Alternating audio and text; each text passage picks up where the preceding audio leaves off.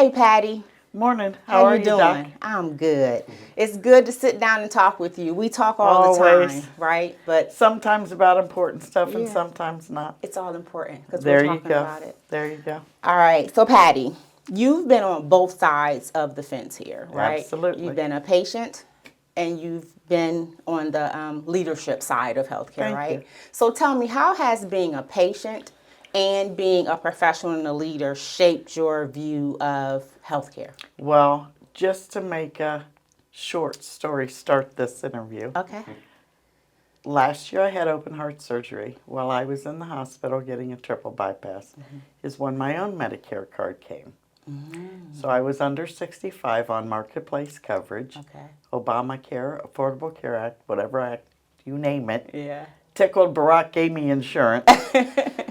But the price is a lot different on Marketplace than it is on Medicare. Okay.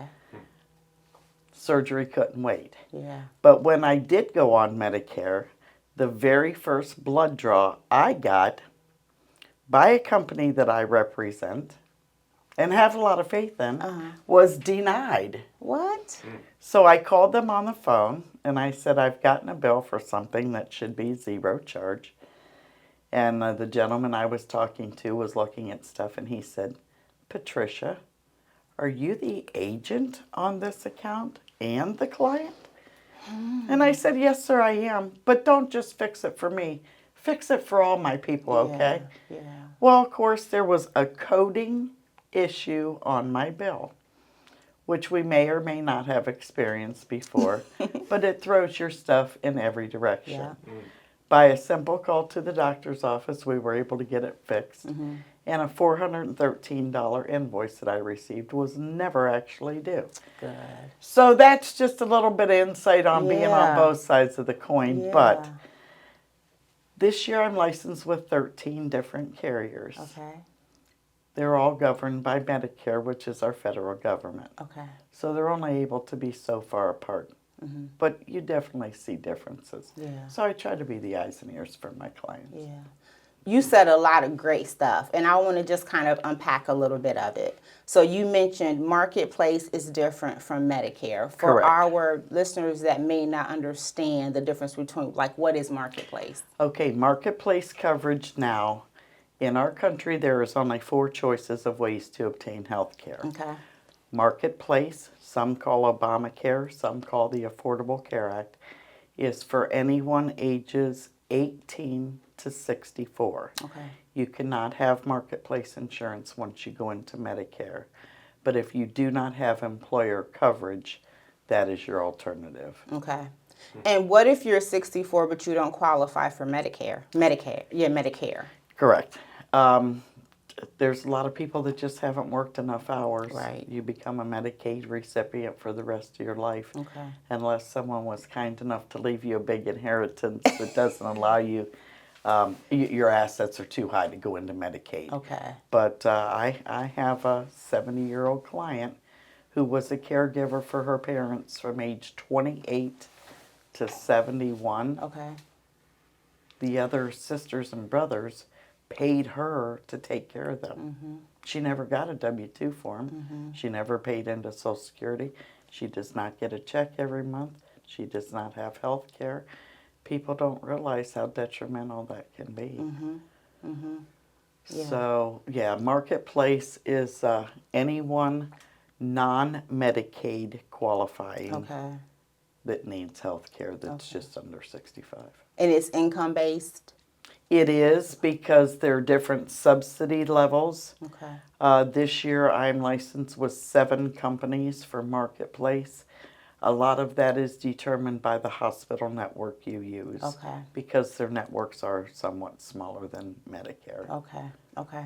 And yeah, and when you're talking about like folks that haven't worked enough quarters to get Medicare, that hits home. You helped my mother, Yes, I right? did. I'm not violating HIPAA. I can share this. Miss She's Shirley's my our mom. girl. Yeah. So my mother took care. My grandmother had Alzheimer's, and my Right. mom stopped working at 50 to take care of my grandmother because nursing home just was not an Right. option. And she's the baby of the family, so her siblings made sure things were taken care of her. And Right. then she turns, and I've been in healthcare forever, and then she turns to the phone, I'm like, great, mommy gets Medicare. And we call, and they're like, she didn't work enough quarters. I'm like, oh my goodness, just problem after problem, right? But you helped her. And there's people who don't understand nowadays, since Joe Biden was in office, if you are 10 quarters or less, there are programs that you can buy into your Medicare. Okay.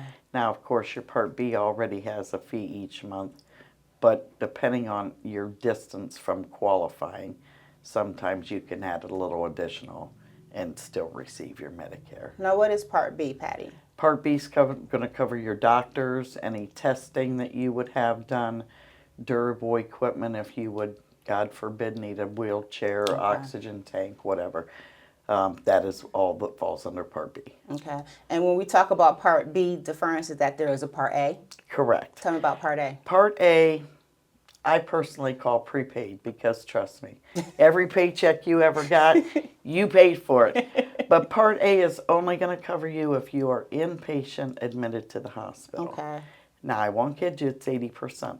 So I encourage everyone at age 65, whether you're going to keep working or whether you're going to stop working, activate your Part A because, trust me, you paid for it. Okay.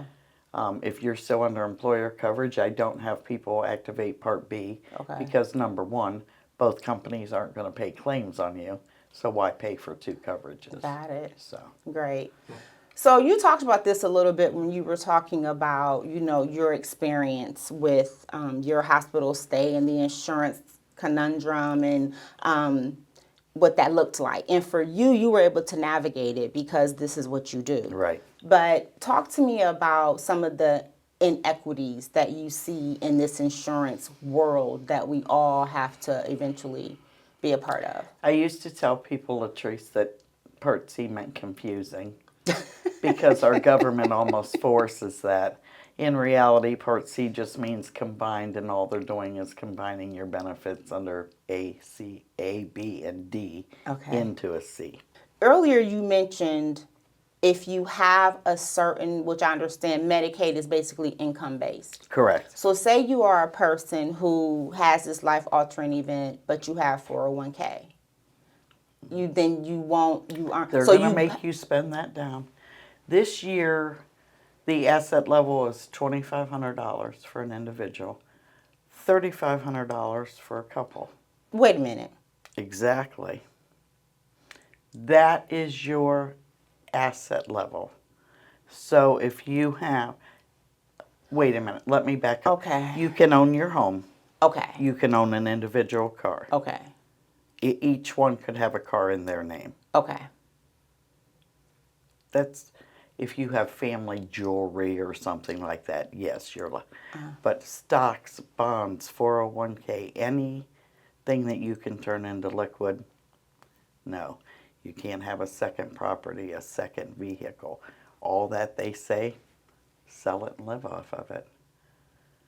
I mean, it's just incredible to me to think most of us that are my age or above my age, we didn't make enough salary to have big stockpiles of money sitting awaiting our retirement. Right. It just, well, we raised kids and fed families and whatever. Right. I'm not saying no one has any money because there's people out there sitting on some. Yeah. But overall, no. And nowadays to read in the paper that they say don't retire without $1 million, that means I'm working till I eat dirt. But, I mean, at the end of the day, some of the inequalities prevent us from ever being in a good retirement position. Right.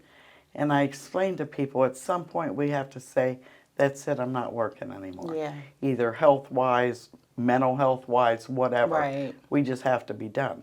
But once you live in that box and say, okay, this is now my income. If something comes up that your output, it becomes more than your input. Yeah. Doctor, I have people that never recover. Yeah. I mean, that's how people do end up losing their house. And they're like, well, I don't want to go to a facility, I'll lose my house. I won't say it never happens, but that's minimal. Yeah. Just my roof flew off, my furnace went out. There's people out there that I have 80-year-olds that are still making mortgage payments. Well, because they're making mortgage payments, I have a couple of people that don't have insurance on their house. You have to make decisions in life now, and it amazes me. I'm to the point I have almost a little over 800 clients. Okay. And as I sit at tables and couches, and everybody has their own priority. Yeah. I have people that will shut their cable off tomorrow to get more insurance. Okay. And I have people that are like, oh no, I'm going to smoke these cigarettes. And cigarettes are a costly habit They nowadays. I mean, but it just amazes me the things that people are willing to sacrifice to have other things in life. Right. And I think sometimes those decisions put us in a different financial position. They do. And it's very easy to become insurance poor. Yes. I mean, I have a gentleman that says, I want a policy that covers everything. And I said, go get your checkbook and we'll talk.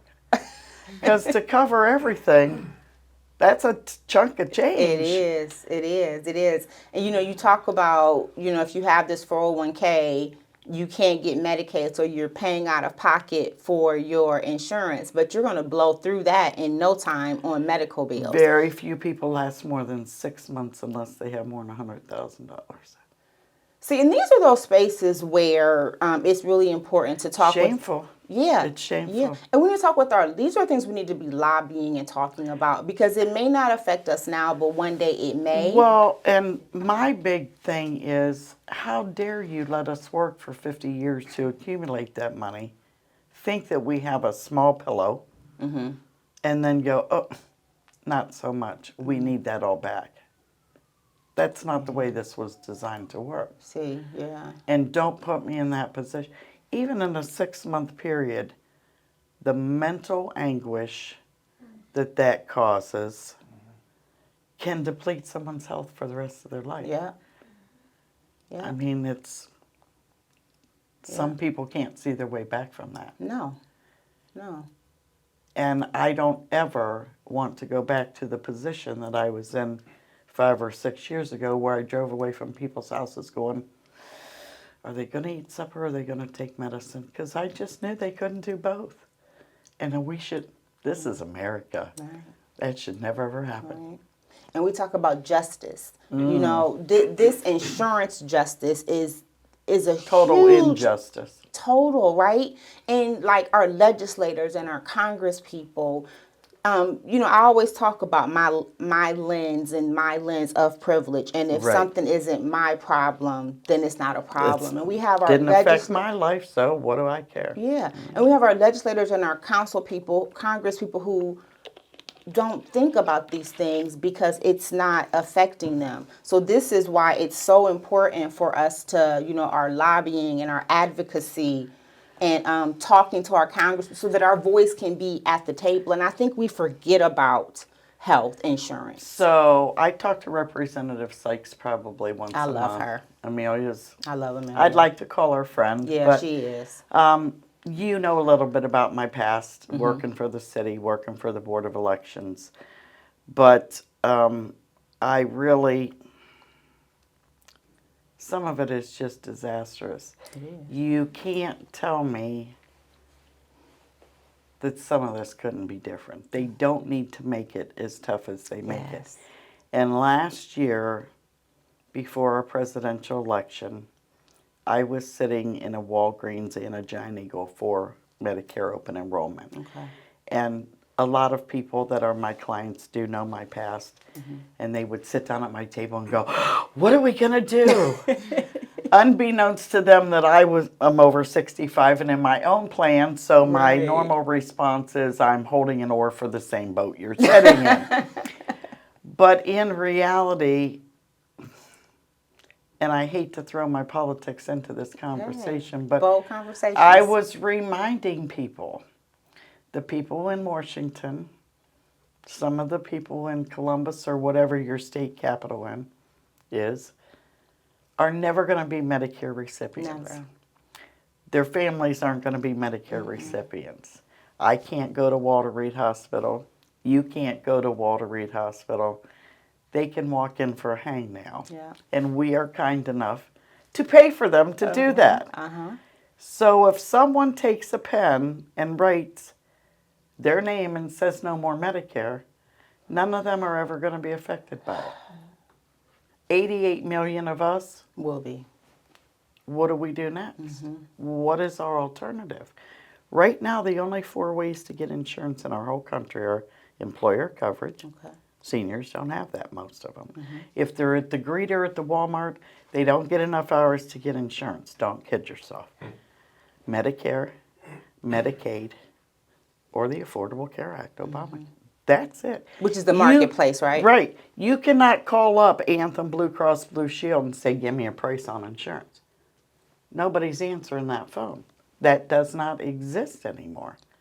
Wow. And that's amazing to me that we have such limited options with such constringent rules. Yeah. Yeah. It really shuts a lot of people out. And you know in your position, and I know in mine, they don't go to the doctors. They don't go to the hospital. That's some of the people whose children don't get vaccinated. I Right. mean, it just becomes a snowball effect because they don't know what other options exist for them. Right. Right. Right. So, So Patty, you're talking about like how we access this insurance and some of the price tags that are attached to Right. it. How do you balance cost with the needs of your 800 clients? that's tough because, again, different people have different wants. Many seniors, and I say it to some of them jokingly, but once all your teeth pulled, you don't need a lot of dental benefits. I mean, it's just a fact of life. So I have a gal, 93 years old, still has every tooth in her mouth. She swears she's never had one tooth. So that, something like that can be a justifier. I have people that say to me, I've already had my cataracts done. I really, if I get a pair of glasses every couple of years, I'm good. Okay. They'll lead you somewhat. But because I'm licensed with 13 Medicare companies, I do not do anything at all without checking doctors and medicine. We reach an age where we don't want to change our doctors. Honey, we can't always change our medicine. You're the queen of knowing that. I mean, if you can't, you can't. Right. So I'm always going to put that into my computer first, and then I'm going to come back and say, Anthem would give you this, Aetna would give you that. Based on that, then we can drill down into the more defining benefits. I don't ever recommend insurance going, okay, next year I think you're going in the hospital twice. You're going to have 5 MRIs. We don't know that. Right. So, luckily, I guess, as much as it makes me crazy, every year there is a shopping period or an open enrollment for Medicare, and that's what's coming up October 15th to December 7th. When there are massive changes in administration or in different things, I recommend people do at least get a review. Okay. I do not charge anything for my services. If by chance I do right business, the insurance company pays me for it. Oh. So my job is to just look it up and say to you, yes, you're still in the right plan, or you might want to take a look at blah, blah, blah. Okay. So when you're looking at balancing that cost, it's basically picking from a cart of what you can afford. Exactly right. Exactly right. And that becomes sad because at the end of the day, the majority of us need all of that. We do. And as we age, we need it even more. Yeah. We shouldn't have to, okay, so this year I'll get my teeth done, next year I'll get my eyes done. But I have a lot of people that I know I need this left knee replaced. So I was at a meeting last week and they were kind of joking about pickleball is the new thing. Yes, it is. Shoulder surgery has gone up 14% this year from pickleball. pickleball injuries. So a lot of people are seeing that now a lot of the Medicare plans that you have not needed a referral from in the past, you're going to need a referral for. What? Simply because, like these orthopedics, anybody can walk in there if you don't need a referral. Well, of course an orthopedic is going to say, well, yeah, we should operate on it. At the end of the day, they all want the same thing, well, rather than put you in therapy, we'll just go ahead and give you Fix it. surgery.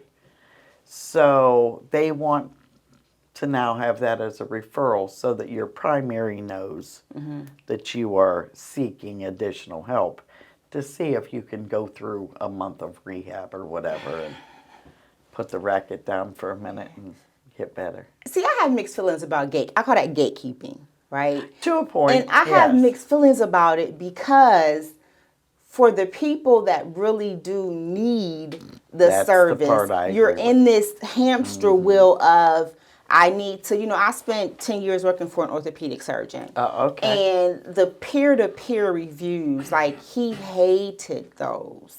Because he would say, I'm talking to a doctor on the phone who hasn't practiced in 50 years, and he's challenging me and what I need from my Okay. patient. And it would sometimes push surgeries back That part I do months, agree with. so I get, a balance, but, we have a lot of our, not only seniors, but just community members in general that have a distrust in insurance. Absolutely. Insurance is a racket. I don't trust it. Those doctors, they're a racket. They're no good. So, Patty, how do you build that trust so that folks can receive Just what you're smile trying at to put 'em. down? No, I won't kid you, honey. Everyone is apprehensive. You have to explain to them part of what you're doing is transferring the risk. Okay. Talk to me about that. Unpack that. So no one wants to. $233,000 for my surgery. I don't care how long I lived. I was not paying that bill. You can't. Right. You can't. Right. So even in insurance, when you say my $233,000 bill became my $7,800 bill because of deductible and stuff, it becomes this much manageable. But you just have to try to overcome, because I won't kid you, everybody hears stories. Yeah. And insurance people kind of are bad news for some of them stories. Right. I call them the write and runs. They sign their name and you never see them again. And that's the last thing seniors need. Seniors have questions, they run into problems. I go read people's mail because they don't understand. Yeah. I get that I don't have to do that, and I get a lot of people don't do that. Right. You know why I do this? Because of my own mom. Yeah. They didn't call me and ask me a question because they understood. Right. So I feel it's my job to go answer. But that being said, I mean, you just put them, like you say, on a hamster wheel, Yeah. that they're spinning and spinning, never really getting an answer maybe, and going, well, this is how it is now. Yeah. I don't want it to be that way now. I remind people every day, please don't quit asking questions, because of exactly what you said. If we don't have that voice, we've surrendered. Yeah.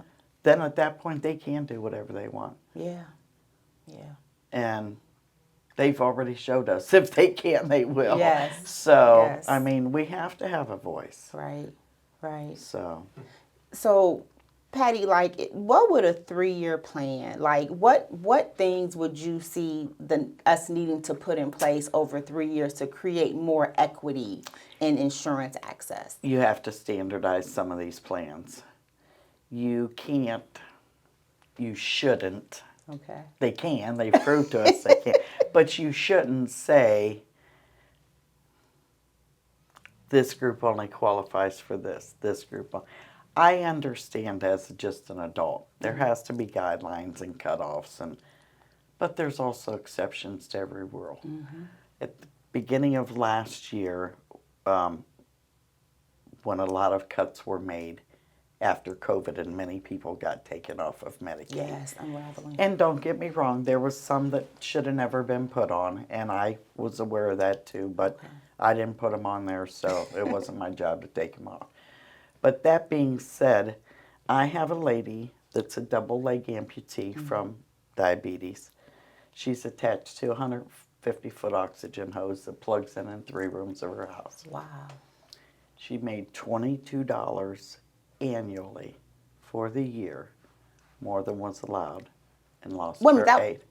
Lost her aid. now For $22 for the over. year. Not even $2 a month, like 180. So me and her went down to Jobs and Family Services. Sarda Proline picked her up, brought her down, and we actually had a state hearing, and they would not bend. So she has a niece, 2 neighbors, and she has a brother that lives in Alaska that is paying for an aide to come in 3 days a week. But her neighbors and her niece are who's helping her. She never had children of her own. I understand there's a line that we draw in the sand. But $22, I just couldn't. I mean, I'm sitting in the Jobs and Family Service office bawling. Can I give you $25? This is such a ridiculous conversation that we are even having here. I can't believe someone had to come up to Columbus to slap the table and say, no, that's it, we're not going to help this woman. I said, you know, I'm a believer that we all look ourselves in the face at night. I hope you guys have a good sleep tonight. What are you supposed to say? And I tell people when I go into the Social Security office with them, when I go into the jobs, I can't promise you anything. All I can promise you is we're going to plead your case. And I won't kid you, I encourage all my people, write your senators, write your congressmen. Like I say, I'm at a little bit of a privilege because of my past history. For those of you who are listening that don't know me, 9 years I was the office manager for Canton City Council. If you are seeing me, you see my white hair, and you can thank 19 elected officials for that, as well as my Medicare people. But I know a few people that other people don't know, and I have spoken to Representative Jim Thomas, and I speak to Representative Amelia Sykes.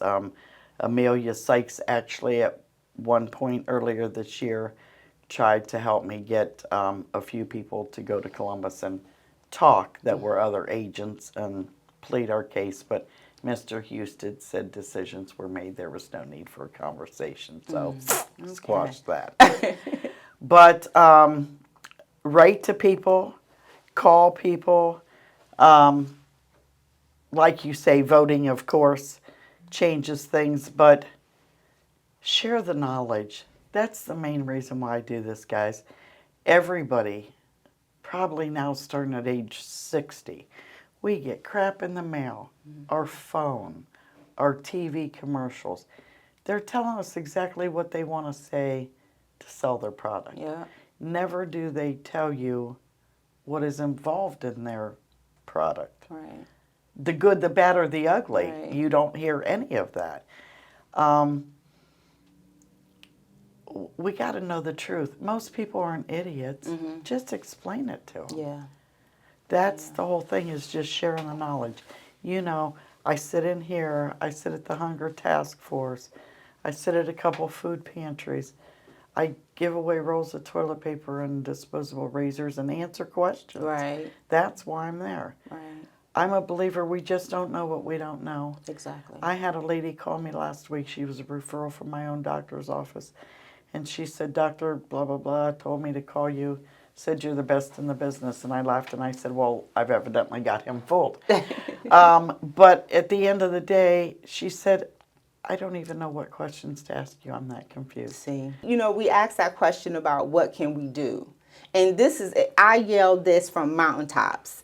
Advocate for yourself. It's biblical. Study to show thyself approved. know. You have to know, advocate for yourself. You have to ask those questions when a new medicine is given to you or when decisions are being made about your insurance, right? So this year I may be stuck in this insurance, but next year I can change. Exactly So what right. we have to advocate for ourselves. I tell people all the time, fire your doctor, fire your Exactly pharmacist, right. because we have You to make have sure options. we have Exactly. options. We spend more time buying a carton of milk than we do picking a doctor. And how many people come in here and complain about it but never make a change? Yep.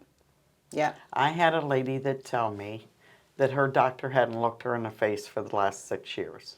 My next words were, why is he still your doctor? Yeah. She said, he comes in holding a laptop, type, type, type. She said, I'm sitting back here. How are you today? Da, da, da, da, da. Okay, thanks. The nurse will be in. That'd be my last appointment. Yeah. And we have some really We great pay doctors. big money We do. to see the. A lot of my clients nowadays, Latrice, would prefer to see the nurse practitioner because they answer questions, they'll spend time with you, they explain stuff. I get the doctors have an important role. But at the end of the day, you wouldn't have a role at all if we weren't sitting in your office. Absolutely. Absolutely. So it has to be a happy medium, like It does. you say. It does. And I want to go on the record. We have some great physicians. Oh, we have Canton some is amazing. We are Yeah. blessed. But just because you're great doesn't mean you're great for me. Exactly right. I need to ask the question. Health literacy is critical. I am right? We need 100% to agree. ask those questions, and we need to start investing more time in understanding our little world, or at least asking the questions that we don't know. You know what I'm trying to say? Absolutely. Yeah, because people ask me, you know, men are different in the healthcare world than women are. Men, unless something tragic's going on, they're not seeing a doctor. But you should. But you should, yes. My husband's one of them. But traditionally, they just don't go as often as we do. And for that reason, they have a little less knowledge normally. Yeah. While they're convinced they have more knowledge, they don't always. But at the end of the day, like you asked earlier, how do you get someone to trust you or see? There's gentlemen that'll call me, their wife has passed away or they're divorced. It is them. Well, Patty, who should I pick as a doctor? I'm never going to determine that for you. Okay.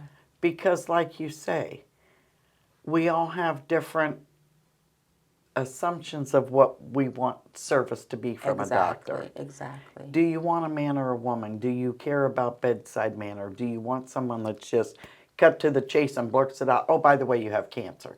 Because them guys exist too. They do. They're not holding your hand. They're not shedding a tear. Boom. There you go. And some people prefer it that way. Some of them are good. So you have to kind of know in your head what you're seeking. Right. So, Patty, I don't want to let this opportunity pass without me talking to you a little bit about when you were kind of in that position of needing that. I'm coming there. And you were building your bit. Please don't start. I don't got no tissue. And I'm trying to be cute and a G, and you about to make me cry. When Beacon, you were a Beacon patient as you were building your, Patty, you gonna listen, Jesus. I'm sorry, everybody. I know you can hear my voice choking. I'll can try see my you best too. to get through it. They see you crying. So, Latrice wasn't here yet, but Beacon overall, I stumbled upon them one day through a girl at the Jobs and Family Services office was sitting in a chair a couple down from me and mentioned about going to the Goodwill to get medicine. And I was familiar with the campus, worked with a couple agencies there, was just really, you don't walk into an insurance business, you build it one at a time. Yeah. And I didn't have money, and I didn't have insurance at all at that time. And walked in with my tail between my legs and said, I need help. I was on blood pressure medicine, I was on thyroid medicine, a few different things that I actually needed. And Carolyn sat down with me and we filled out the app and she said, oh honey, I don't think it'll be a problem. And I went back just 3 days later and picked up a whole bag of stuff and paid zippity-doo-dah and cried my whole way home. For the next 3.5 years, I was there once a month. I recommended people there. I helped them grow. They helped me grow to the point that I was finally able to get out from underneath it. But I'm telling you, girl, they saved my life. You, them, there's not a better agency that is helpful, more helpful in Stark County than this place. Right here. Your check is Come in the see mail. 'em. I'm Come gonna mail see you 'em. your check for your awesome No, No. you already did it. You already saved me. But it's just important. A lot of times we think about organizations such as Beacon as a charity, right? For people who I've heard, well, people that don't work and people that are this and people that are that. 33% of our patients work full-time jobs. They just cannot afford insurance or they don't have access to insurance. And I think that it's really important to get your story and stories like yours out there, but for the grace of God, it could be you. The same thing done at the Hunger Task Force. Yeah. I sit down there and I watch people coming in the door, and same thing. I mean, they have worked all day, and they still don't have the means to sustain feeding their Yeah. family. That's heartbreaking to me. Yeah. And if agencies like you and them, food pantries, didn't exist, as tragic as it is now, how would it really be? Yeah. Think of the lives you touch. Because of you, next week, I'm going to Alliance Commons and doing a day over there for them too. Me and Tennille have been talking. Good. Just get the word out. Yeah. Tell people. Agencies like this are life-changing. What would it look like for you if there was no limitation to any barrier? It would have to start with standardizing some of these plans. I like that. Just to stop some of the inequalities. Okay. It drives me crazy on the TV commercials where they say put in your zip code. Because it don't mean a damn thing. It does not change anything. For those of you who do it, just stop. We'll give you my phone number at the end. That's right. But I don't know. I kind of have beliefs in almost a Medicare for all. Me too. How do you have a Me third too. world country that has better health care Me than we too. do? I agree. At the end of the day, isn't this still America? Medicare for all. And I don't know the perfect design because a couple times I've been asked, and I have notes at home, but I haven't. It's okay. But I don't know. Maybe 20 to 30-year-olds pay X and 30 to 40-year-olds. And then you have your list of 20 diseases that go, okay, they get more for this chronic issue or that. But the conversation should at least be going on somewhere. I have two good friends that were actually born in Canada. Okay. They have dual citizenship. One of my friends went up there last year, got her cataract surgery, cost her absolutely nothing. Now, I won't kid you, she waited 5 months. But back to your pre-approval. I have people here that have waited more than 5 months. Absolutely. With insurance. Absolutely. That paid. Absolutely. So, Absolutely. like I say, there would need to be... years ago, I worked for GE, and once a quarter we'd have what was called roundtable meetings. Okay. And a person from each department would come in. And like you say, brainstorm it. Yeah. Today's topic is blah, blah, blah. Yeah. Bring some people to the table that you know have influence and can make changes. I love it. And start having a conversation. I love it. No one wants to be responsible for trillions and trillions of dollars. So let's work on something else. Yeah. It drives me crazy when I hate the word entitlement. Okay. Don't you dare tell me I'm entitled to something I worked 55 years for. Okay. All right. Shame on you. I let you use it all this time. You're not giving me my interest back even. So don't you dare act like you're giving me something. Right. But I think something needs to be on the board for some type of, I hate to call it public health care, but national health care of some sort. Yeah. There shouldn't be well, you're destitute, so we'll give you this that no doctors will take. I told a woman yesterday, if I give you a plan that has $100,000 worth of benefit and not one doctor accepts it, what'd I really give you? Nothing. Not a damn thing. Yeah. Yeah. A piece of paper with your signature on it. You probably already had some of them. Right. Right. So, I mean, that is huge to me. Opening up the networks. If you had a universal or national plan, they'd have to take it, or guess what? They'd be on their couch with some of the other people. If you're a doctor that's not going to take insurance, Right. I mean, you guys take an oath to help people, Yeah. right? Yeah.